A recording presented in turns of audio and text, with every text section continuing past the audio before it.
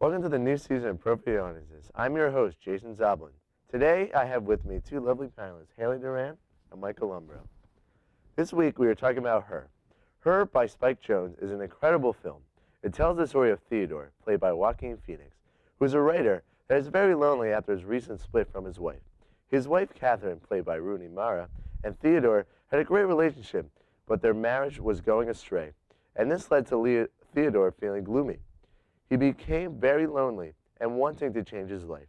This film is set in futuristic Los Angeles, and a new technology is invented. It is called OS, an operating system. This is not an ordinary operating system. It is a system that can do almost anything, and it can feel so many feelings and emotions and have legitimate conversation with the person it is programmed to. Theodore is named Samantha. Samantha is voiced by Scarlett Johansson. Theodore becomes friends with Samantha, and she becomes a person that helps with his loneliness, and eventually his soulmate. Okay, guys, what did you guys think when you first saw the preview, and what were your expectations about the film? I was really excited because it was going to be the first film, because I did not see The Master, so for me, it was the first film I wanted to see Joaquin Phoenix in since his weird, documentary, oh, crazy, whatever. So I was really excited to see him in, a real role. But also, I love Spike Jonze. So spectacular.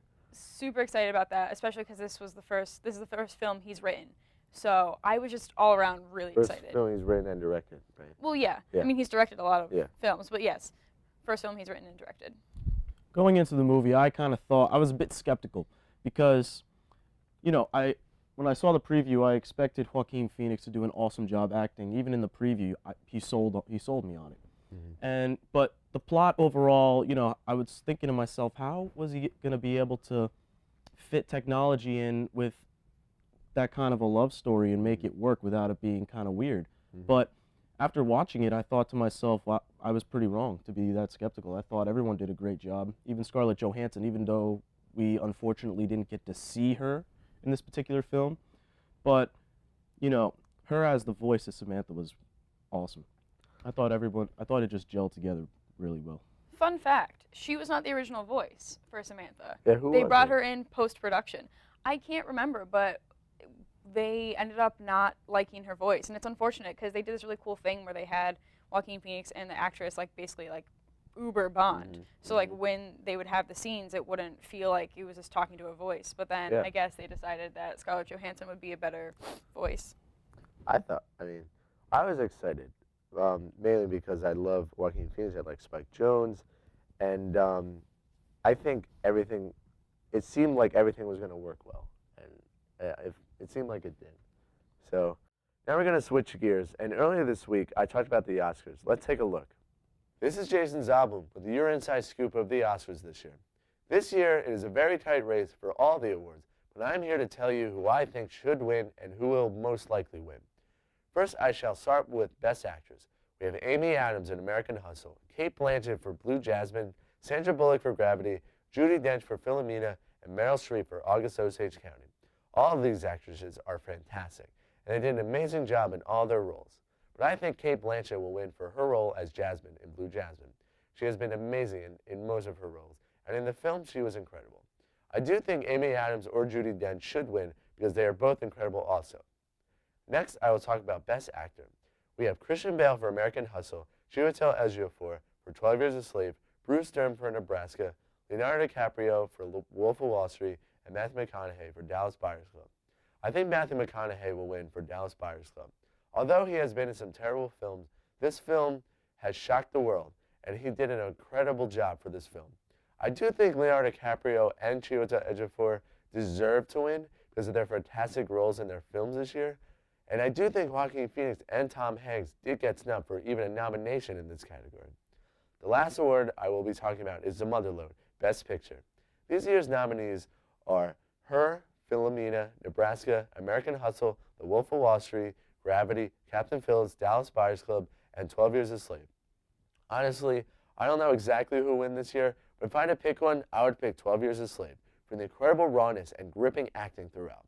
I think American Hustle, Her, and The Wolf of Wall Street should win regardless. All the films that are nominated for every award are amazing, and everyone should watch Who Wins on March 2nd. I'm Jason Zoblin. This has been your Oscar Scoop. Now back to our discussion of Her. What did you guys think of the film in general? The cast, the writing, everything?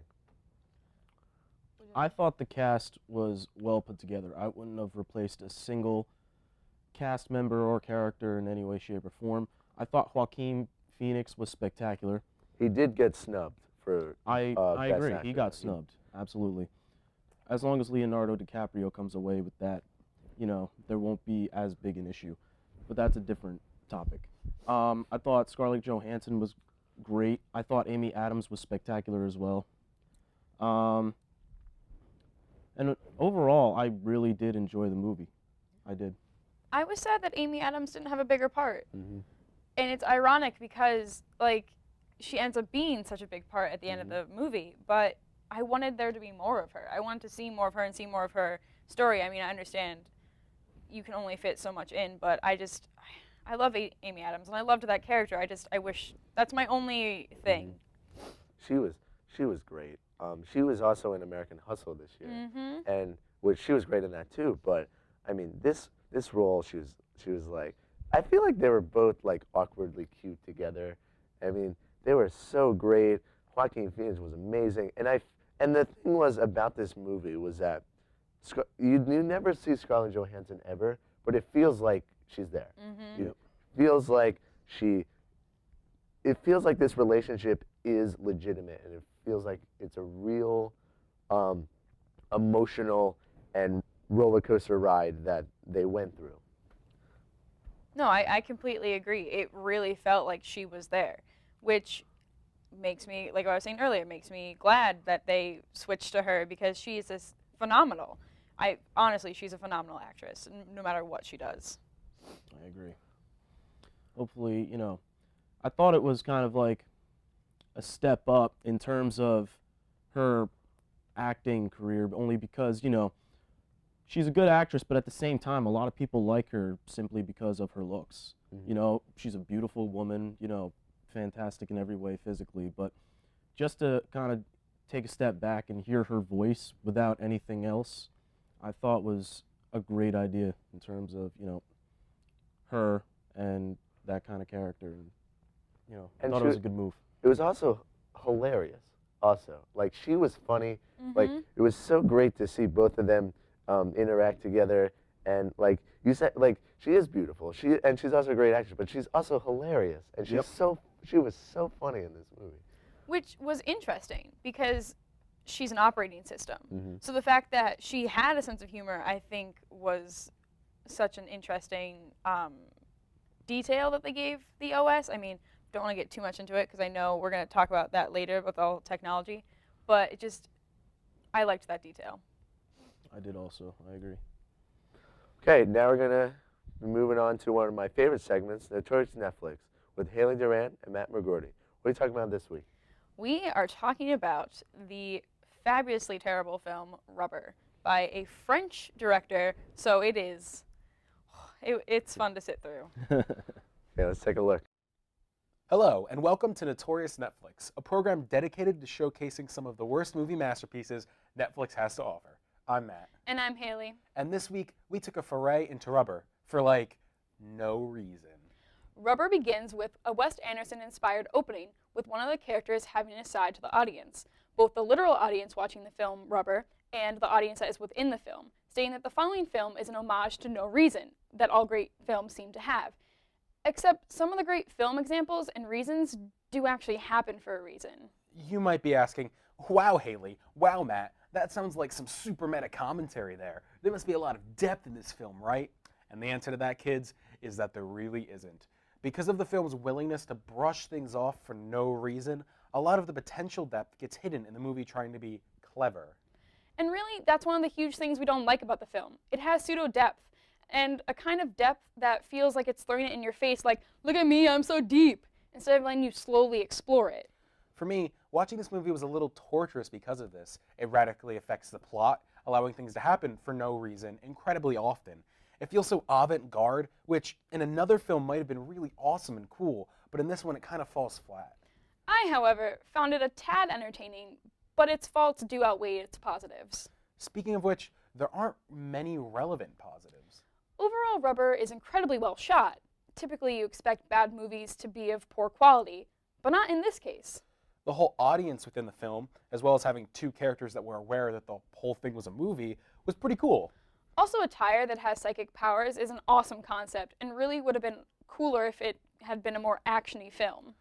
I give Rubber 5 poisoned turkeys out of 5. And I give it nothing. Why am I not rating this film? No reason. Now, despite the ratings we did and did not give you, I don't think either of us can really suggest anyone going to watch Rubber. It was an hour and a half of boring. Maybe we just couldn't get into the film, or maybe we just didn't understand it, but I don't think many people would really enjoy this. So please avoid it. That's all for this week's Notorious Netflix. Check us out next time for more horrible movie masterpieces. Great stuff, guys. Okay, so Her was obviously gripping, but what did you guys feel about the whole idea of love in this film? Amy Adams and Joaquin Phoenix characters were talking about this idea of love in general throughout the film. So what were your thoughts about Theodore's and Amy's ideas of relationships in this film? Because it was powerful all throughout the film. I mean, the idea that I got away from the film is that you can't really define what love is. If there's no one set right or wrong way to have a relationship with a person, there's no, you can't say that like my relationship's better than yours because we do this and this or we're like this. I think also that they had very interesting ideas of what love is and what it should be because of their own situations. Like, I mean, Theodore was going through a really traumatic event, and so obviously that would shape and change his idea of love, and same with Amy Adams, or Adams' character. Mm-hmm. I think, I agree with Haley. There's no specific way to be in love or to have a relationship. To me, I feel like it depends on the person that, you're talking to, or, everyone has their own opinion about what a relationship should be. And to me, it's about, finding someone who has that same kind of opinion with you. Like, for me, I want a girl I can chill out and play video games with once in a while, And if I can't find a girl who will do it, if she's gonna do it to shut me up, I don't know. That's not cool for me. But if she's gonna do that and truly enjoy it and enjoy being with me, and I think that would be awesome. But that's just a small example. I kind of took it a different way. I kind of took it as, Amy's character really, the character of Amy, really got me to think about it because, like, she thought she was with the love of her life. She thought she was set. She had a job. Like, she was all ready for the rest of her life to be spent with this one person, and then they just split up.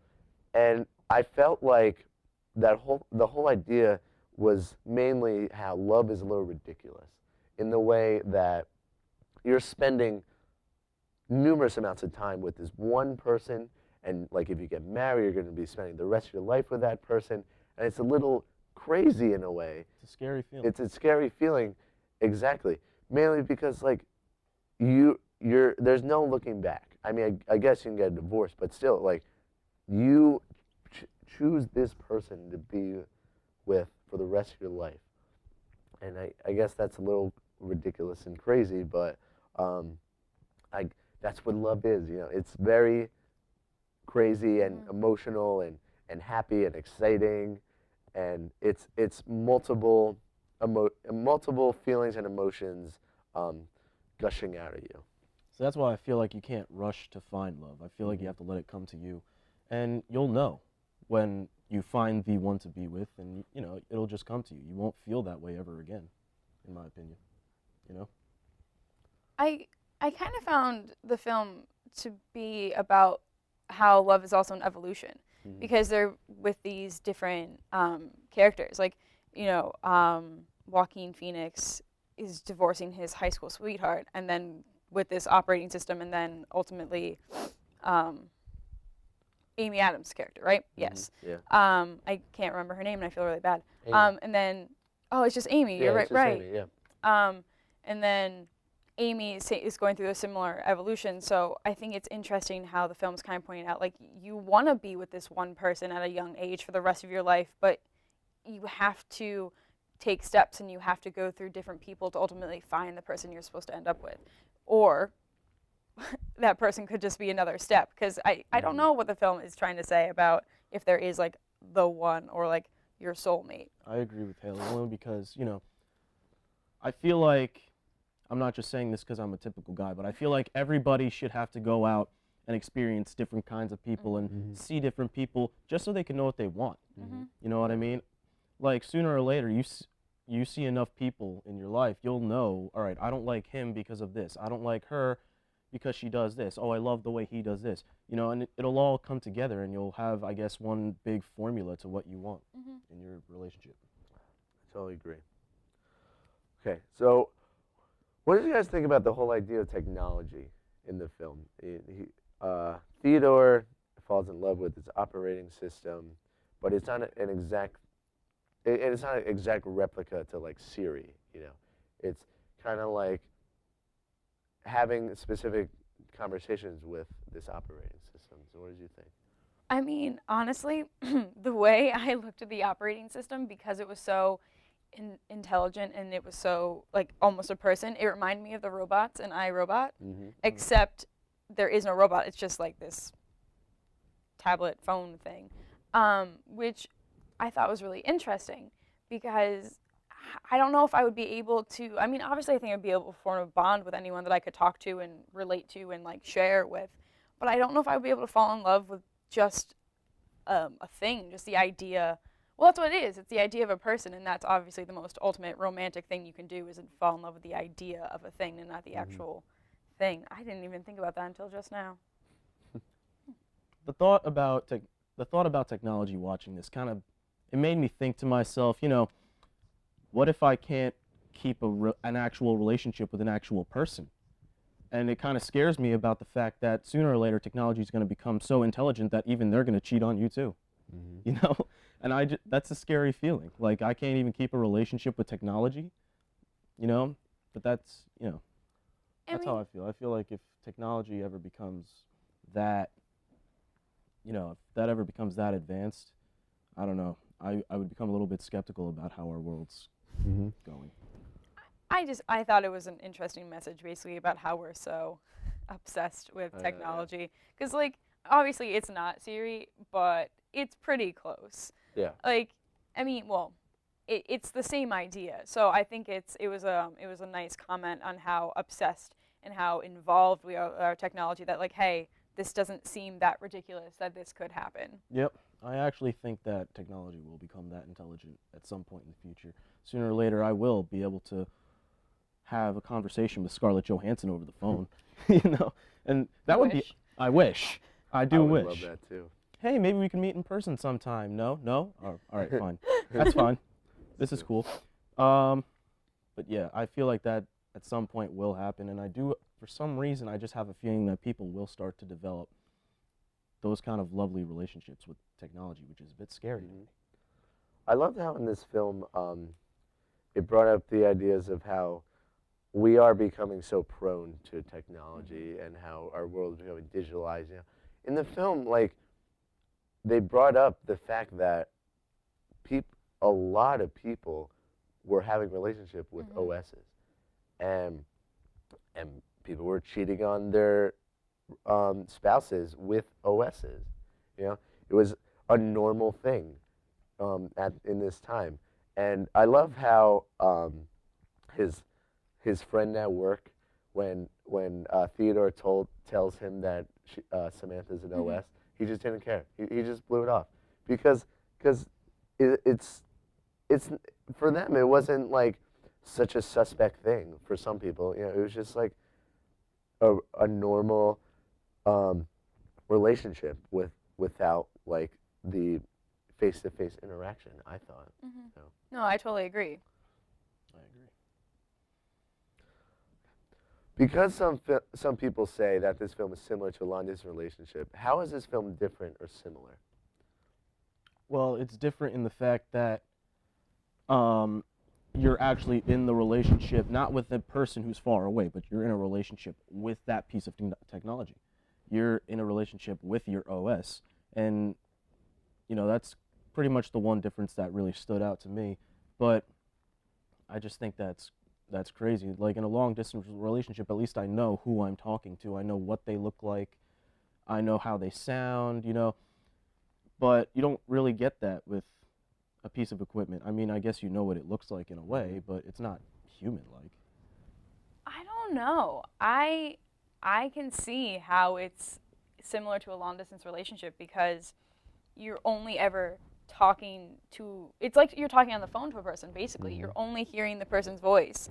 And like I get what you're saying. Like you do know what the person looks like who you're talking to, but you never get to see them in a long distance relationship. You never get to see them.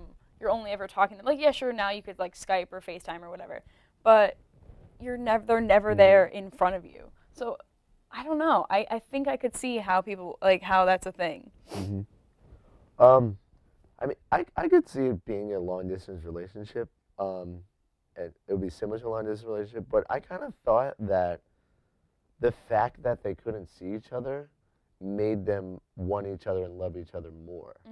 And it's so exciting for them because they don't know exactly how it's going to turn out, but it was I don't know. It was energy. It brings a sense of energy. Exactly, yeah. Yeah. And excitement to see what happens next, Theodore was so lonely and like he was feeling terrible after his split with Catherine, and he needed an escape, and I felt like Samantha really helped him regardless that he couldn't see her, It's true. I agree. What did you guys think of the ending? I thought the ending was really interesting because as weird and as out there as Spike Jonze is, that was a very traditional Hollywood ending.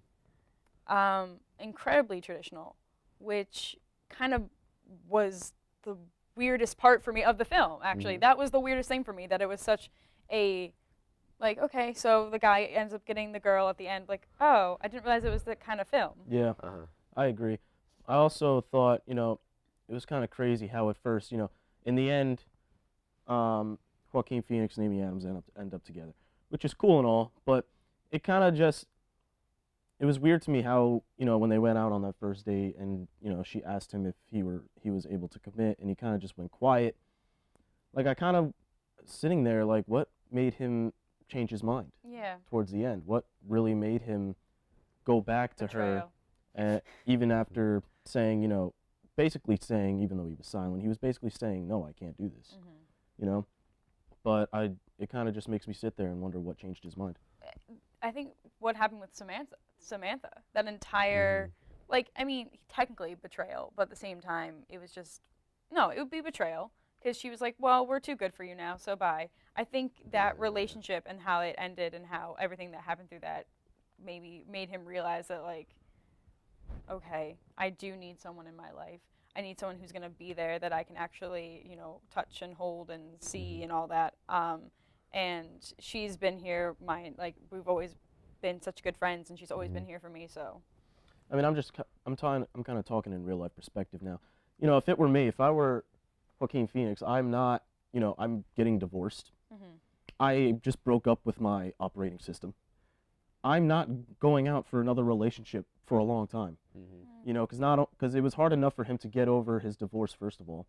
And now it's probably going to be, well, it's over now, but I would assume it would have been a lot harder for him to get over the relationship with his IS, and both of them together, for anybody, would have just been catastrophic. And I feel like the way he was able to just kind of bounce back and be like, okay, all right, Amy, I'm going to give you a shot now. I just, I just don't see it being as realistic. But then again, some people are like that. As I say, sometimes when you're that lonely and you go through an experience like that, it opens your eyes to see like what's actually in front of you and be like, wow, you've been here the entire time. Like, why have I been neglecting you? I think he just needed a support system in his whole betrayal, as you say. Like, he was lonely and he was depressed and gloomy the whole movie. And I mean, not the whole movie, but like most of the movie until like he was like in love with Samantha. But like he needed somebody, some kind of friend or anyone that would understand him and understand where he's coming from. So last question, would you recommend this film and why? Absolutely. Because it's Spike Jonze, and Spike Jonze is amazing. No, I think I would recommend it just because it was such a good film, and it had such an interesting message, and there was a lot of things to think about in the film, and it was just beautiful. I would also recommend it. And, you know, if anybody out there wanted to see a really good acting job, you know, you go see this movie, you see Joaquin Phoenix, you go see Amy Adams and Scarlett Johansson, because they all gel together so well that it really kept your attention, and they really did a fantastic job. And also the whole plot about how technology and love kind of mixed together throughout the movie was pretty interesting. So, yeah, absolutely, I would recommend it. I would recommend it also. I love Spike Jonze. He's a genius. He is. He's But a weirdo, but he's a genius. But the thing is, he makes movies that are weird but make sense and makes you think.